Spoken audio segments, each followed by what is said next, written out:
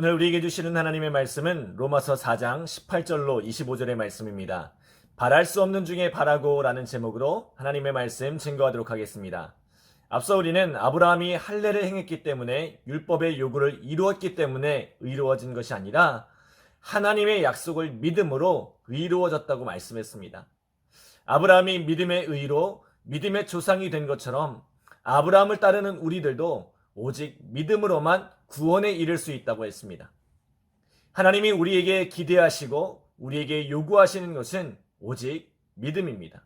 그렇다면 하나님께서 우리에게 기대하시는 이 믿음이란 것이 도대체 무엇입니까? 우리 18절 함께 읽겠습니다. 아브라함이 바랄 수 없는 중에 바라고 믿었으니 이는 내 후손이 이같으리라 하신 말씀대로 많은 민족의 조상이 되게 하려 하심이라. 아멘. 자, 오늘 본문은 믿음이 무엇이라고 정의합니까? 바랄 수 없는 중에 바라는 것이 바로 믿음입니다. 창세기 12장에 보면 하나님께서 아브라함을 불러내어 너는 너의 고향과 친척과 아버지의 집을 떠나 내가 내게 보여줄 땅으로 가라. 내가 너로 큰 민족을 이루고 내게 복을 주어 내 이름을 창대하게 하리니 너는 복이 될지라 라고 말씀합니다. 당시 아브라함이 살고 있던 고대 사회는 혈통과 가문을 중시하는 사회입니다. 한 가문이 한 자리에 오래도록 뿌리를 내리고 그곳에서 혈통으로 연결된 이들이 상부상조하며 살아가는 사회입니다. 때문에 낯선 이방인이 자리를 잡고 그곳에 뿌리를 내리는 것이 쉽지 않을 뿐더러 거기서 크게 성공한다는 것은 거의 불가능한 일입니다. 그런데 하나님은 내 성공의 기반이 될 수 있는 고향과 친척과 아버지의 집을 떠나 낯선 이방 땅으로 가라고 말씀하십니다. 게다가 아브라함의 나이는 이미 75세에 노년에 접어들었고 자식조차 없습니다. 아브라함에게는 성공의 가능성이, 축복의 가능성이 전혀 보이지 않습니다.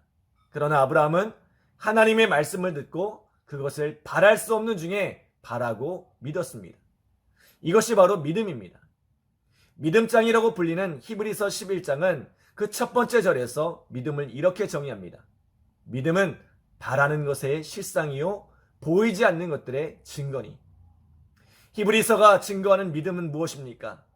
바라고 꿈꾸는 것들, 아직 내 눈에 보이지 않는 것들을 이미 이루어진 현실처럼 당겨서 바라보는 것, 그것이 믿음이라고 정의하고 있습니다. 아브라함이 하나님의 부르심을 받아 떠날 때 그가 현실적인 조건을 따져보고 떠나지 않았습니다. 그것이 이루어질 확률, 가능성을 따져보고 떠나지 않았습니다. 아브라함이 기댈 수 있는 그 어떤 것도 존재하지 않았지만 내게 주신 말씀이 이미 이루어진 것처럼 바라보며 그 말씀을 의지하여 떠난 것입니다.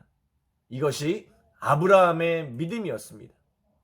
그런데 그 약속을 믿고 떠난 아브라함의 여정이 순탄했습니까? 결코 순탄하지 않았습니다. 아브라함이 가나안에 이르렀을 때에 이 아브라함을 기다리고 있었던 것은 가나안의 풍요가 아니라 기근이었습니다. 그는 기근을 피해 애굽으로 내려갔고 거기서 아내를 빼앗길 뻔했습니다. 다시 가나안으로 올라왔지만 아들처럼 여기던 조카와 갈등이 일어났고 서로 갈라서게 되었습니다. 그리고 그렇게 10년의 세월이 흘렀습니다. 말씀을 따라와서 부를 이루긴 했지만 하나님께서 약속하신 자식은 주어지지 않았습니다. 조카는 떠나갔고 엘리에셀이라는 종이 그 곁을 지키고 있을 뿐입니다. 10년 전 부르심을 받았던 때보다 하나님의 약속이 이루어질 가능성은 더 희박해졌습니다. 그때 어제도 말씀드렸던 것처럼 하나님께서 아브라함에게 나타나 내 몸에서 난 자가 내 상속자가 될 것이고 하늘에 셀 수 없는 뭇별과 같이 내 자손이 많아지리라는 약속을 주십니다. 이 하나님의 약속에 아브라함이 어떻게 반응했습니까? 믿음으로 반응했습니다. 현실적인 가능성은 더 희박해졌지만 그럼에도 불구하고 아브라함은 여호와를 믿었습니다. 그리고 그로부터 또다시 15년이라는 세월이 흘렀습니다. 아브라함의 나이가 100세가 되었습니다. 그런데 아브라함의 믿음이 어떻게 되었습니까? 우리 19절로 21절 함께 읽겠습니다. 그가 100세나 되어 자기 몸이 죽은 것 같고 사라의 태가 죽은 것 같음을 알고도 믿음이 약하여지지 아니하고 믿음이 없어 하나님의 약속을 의심하지 않고 믿음으로 견고하여져서 하나님께 영광을 돌리며 약속하신 그것을 또한 능히 이루실 줄을 확신하였으니. 아멘. 자, 그가 믿음이 약해지지 않았습니다. 오히려 하나님의 약속을 의심하지 않고 믿음으로 견고해졌습니다. 그리고 그 약속을 능히 이루실 줄로 확신했다고 말씀합니다. 아브라함은 100세의 나이고 또 사라의 태는 생리가 끊어진 지 이미 오래되어 그 태가 말라있는 상태입니다. 이제는 인간적인 그 모든 가능성이 다 사라진 상태입니다. 처음 하나님께서 아브라함을 부르실 때도 일말의 가능성이 보이지 않았지만 지금은 그때보다 훨씬 더 현실적인 가능성이 보이지 않는 때입니다. 그러나 아브라함의 믿음은 꺼져가는 현실을 보면서 절망하지 않았습니다. 오히려 그 속에서도 믿음이 더 견고해졌고 하나님께서 그것을 반드시 이루실 것이라는 확신을 더해갔습니다. 그리고 이러한 믿음은 어디까지 나아갑니까? 믿음으로 100세에 낳은 아들 이삭을 하나님께서 모리아산에 제물로 드리라고 말씀하실 때에 주저함 없이 그를 데려다가 제물로 드리려 합니다. 만약 하나님께서 아브라함을 막아세우지 않으셨다면 아브라함은 이삭을 죽여 하나님께 드렸을 것입니다. 그런데 아브라함이 이처럼 이삭을 제물로 드리기를 주저하지 않았던 이유가 무엇입니까? 히브리서 11장 19절과 19절에 보면 그에게 이미 말씀하시기를 내 자손이라 칭할 자는 이삭으로 말미암으리라 하셨으니 그가 하나님이 능히 이삭을 죽은 자 가운데서 다시 살리실 줄로 생각한지라 비유컨대 그를 죽은 자 가운데서 도로 받은 것이니라 라고 말씀합니다.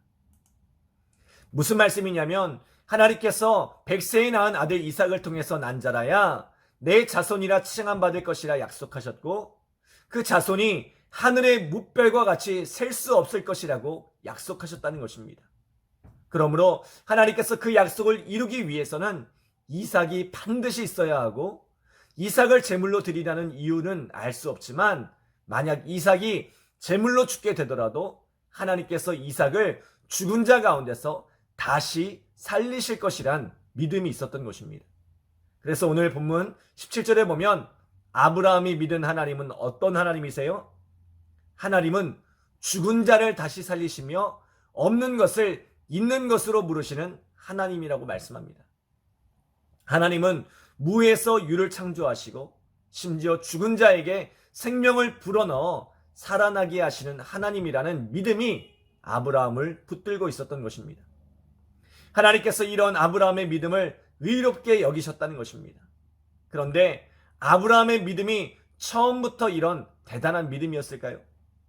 우리가 앞서 나눴던 것처럼 아브라함 역시 믿음으로 그 부르심에 응답했지만 수많은 실수와 시행착오가 있었습니다. 그럼에도 불구하고 이 믿음의 길을 걸어가면서 하나님께 대한 신뢰가 쌓여갔던 것입니다. 하나님께서 그의 삶을 어떻게 축복하시고 하나님께서 그의 삶을 어떻게 인도해 가시는지를 그는 삶으로 경험해 왔던 것입니다. 그리고 그러한 신뢰를 바탕으로 현실은 더 어려워지고 절망적인 상황으로 치달았음에도 불구하고 하나님을 향한 그의 믿음은 더욱 굳건해질 수 있었던 것입니다. 하나님은 오늘 우리가 아브라함과 같은 믿음을 소유하기를 기대하십니다. 우리 23절로 25절 함께 읽겠습니다.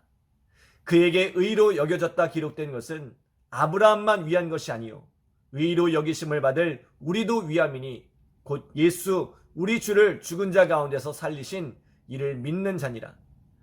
예수는 우리가 범죄한 것 때문에 내어줌이 되고 또한 우리를 의롭다 하시기 위하여 살아나셨느니라. 아멘. 하나님께서 우리에게 아브라함의 본을 보여주신 것은 우리도 아브라함의 본을 받아 믿음으로 하나님의 의를 이루라는 것입니다. 아브라함이 갈수록 현실적인 가능성이 사라지고 더 이상 희망이 보이지 않는 상황에서도 그 믿음이 약해지지 않고 오히려 견고해지고 확신 가운데 섰던 것처럼 오늘 우리 안에 예수 그리스도에 대한 분명한 믿음을 가지고 살아가라는 것입니다. 예수의 십자가가 우리에게는 무의미한 이야기처럼 들려질 수 있습니다. 하나님의 아들이 이 땅에 오셨다는 것도 2000년 전 십자가에 달려 죽으신 예수님이 나의 죄를 대속하셨다는 것도 또한 십자가에 참혹한 죽임을 당하신 예수님께서 다시 부활하셨다는 것도, 부활의 예수님이 언젠가 우리에게 다시 오신다는 것도 어쩌면 허무맹랑하게 들려질 수 있습니다. 그것이 2000년이나 지난 오늘날을 살아가는 우리들에게 무슨 상관이 있는가 생각될 수도 있습니다.